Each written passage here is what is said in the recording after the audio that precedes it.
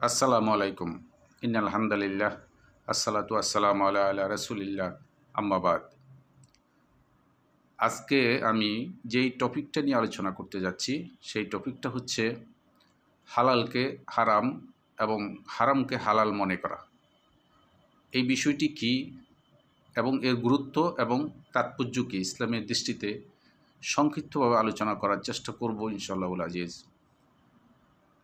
কোনো কিছুকে হালাল কিংবা হারাম করার একচ্ছত্র মালিক হচ্ছেন আল্লাহ সুবহানাহু ওয়া তাআলা।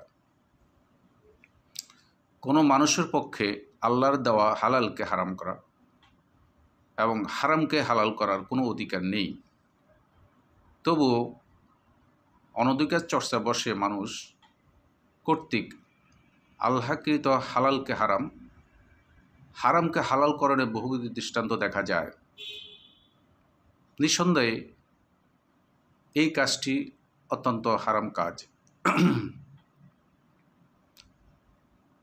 আল্লাহ ছাড়া অন্য কারো হালাল হারাম করার অধিকার আছে, এই বিশ্বাসটুকু করাটা হচ্ছে শিরক।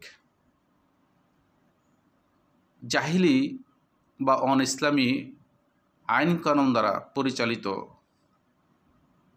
বিচারালয়ে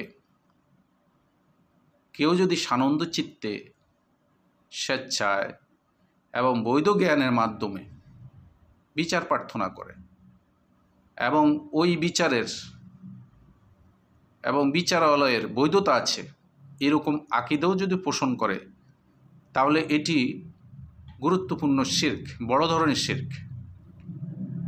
আর আল্লাহ সুবহানাহু ওয়া তাআলা এই শিরক, মারাত্মক শিরক সম্পর্কে পবিত্র কোরআনে সূরা তাওবা 9 নম্বর সূরার 31 নম্বর আয়াত আল্লাহ সুবহানাহু ওয়া তাআলা বলেন, আউযু বিল্লাহি মিনাশ শাইতানির রাজীম, ইত্তাখাযু আহবারহুম ওয়া রুহবানাহুম আরবাবাম মিন দুনিল্লাহ। তারা তাদের আলেম এবং সাধু দরবেশদেরকে তাদের প্রভু বানিয়ে নিয়েছে।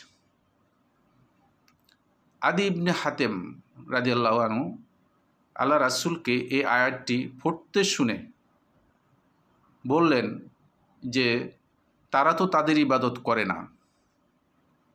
রাসূল সাল্লাল্লাহু আলাইহি সাল্লাম বললেন, আমা ইন্নাহুম লাম ইয়াকুনু ইয়াবুদুনাহুম ওয়ালাকিন্নাহুম কানু ইজা আহাল্লু লাহুম শাইয়াস্তাহাল্লাহু ওয়া ইজা হাররামু আলাইহিম শাইয়ান হাররামুহু।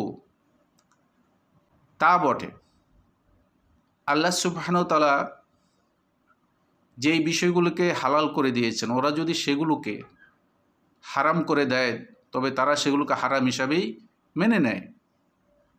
আবার আল্লাহ সুবহানাহু ওয়া তাআলা যে বিষয়গুলোকে হারাম করে দিয়েছেন সেগুলোকে যদি তারা হালাল করে নেয়, তারা সেগুলোকে হালাল হিসাবেই মেনে নেয়। আল্লাহ সুবহানাহু ওয়া তাআলা মুশরিকদের আচার আচরণ সম্পর্কে পবিত্র কোরআনের সূরা তাওবা 9 নম্বর সূরার 29 নম্বর আয়াতে বলেন,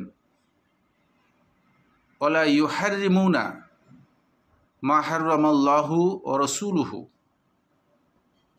ওয়ালা ইয়াদিনুনা দীনাল হাক্কে।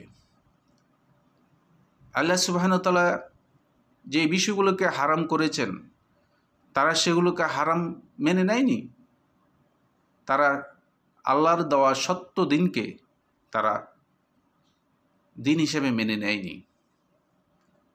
অনুরূপভাবে আল্লাহ সুবহানাহু ওয়া তাআলা পবিত্র কোরআনের সূরা ইউনূস 10 নম্বর সূরার 59 নম্বর আয়াতে বলেন,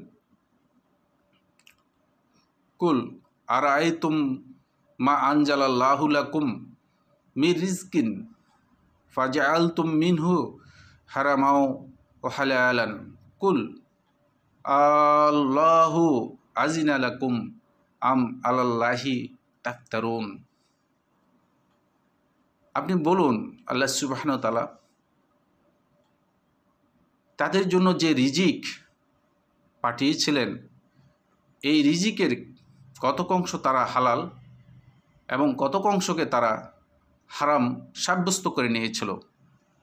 আপনি জিজ্ঞাসা করেন এগুলোর প্রতি কি আল্লাহ সুবহানাহু ওয়া তাআলার অনুমোদন ছিল, নাকি তারা আল্লাহ সুবহানাহু ওয়া তাআলার উপর মিথ্যারোপ করেছে? আল্লাহ সুবহানাহু ওয়া তাআলা কর্তৃক যেই বিষয়গুলো হালাল এবং যেই বিষয়গুলো হারাম, এবং আল্লাহ সুবহানাহু ওয়া তাআলার নির্দেশে আল্লাহ রাসূল যে বিষয়গুলো হালাল করেছেন এবং হারাম করেছেন, সেই বিষয়গুলোর যদি উল্টোভাবে কেউ বিধান দিয়ে দেয়, এগুলোর উল্টো যেগুলো কেউ যদি বিধান দিয়ে দেয়, সেই বিধান পরিত্যাজ্য। তবে কেউ যদি সেই বিধান দিয়ে দেয় যে আল্লাহ এবং রাসূল এই বিষয়গুলোকে হালাল করেছেন, কেউ যদি এই বিধান উল্টে দিয়ে সেগুলোকে হারাম করে দেয়, আবার আল্লাহ রাসূল এই বিষয়গুলোকে হালাল করেছেন, কেউ যদি এই বিধান উল্টে দিয়ে সেগুলোকে হারাম করে দেয়, তাহলে যারা এই বিধান উল্টে দেয় এবং যারা মেনে নেয়, প্রকারান্তরে যারা উল্টে দিয়েছে তাদেরকে তো তারা তাদের প্রভু বা ইলাহ বানিয়ে নিয়েছে। সেটাই তো প্রকারান্তে এখানে বোঝা যায়। প্রিয় বন্ধুগণ, প্রিয় ভাই বোনেরা, আল্লাহ এবং আল্লাহর নির্দেশে আল্লাহ রাসূল সাল্লাল্লাহু আলাইহি সাল্লাম যেই বিষয়গুলোকে হালাল করেছেন এবং হারাম করে দিয়েছেন আমাদের জন্য, আমাদেরকে সেই বিধান অনুসারেই আমাদেরকে চলতে হবে এবং সেই বিধানকেই মেনে নিতে হবে। কারণ আল্লাহ সুবহানাহু ওয়া তাআলার আনুগত্য করা এবং আল্লাহর রাসূল সাল্লাল্লাহু আলাইহি সাল্লামকে আমাদের জীবনের আদর্শ মডেল হিসেবে নিয়ে আমাদের জীবন গড়ে তোলা, পরিচালনা করাই হলো আমাদের লক্ষ্য। এর ব্যতিক্রম হলেই আমরা দুনিয়াতে এমনকি পরকালে উভয়কালে আমরা ক্ষতিগ্রস্ত হব। আল্লাহ সুবহানাহু ওয়া তাআলা আমাদেরকে বুঝার তৌফিক দান করুক। আমিন সুম্মা আমিন।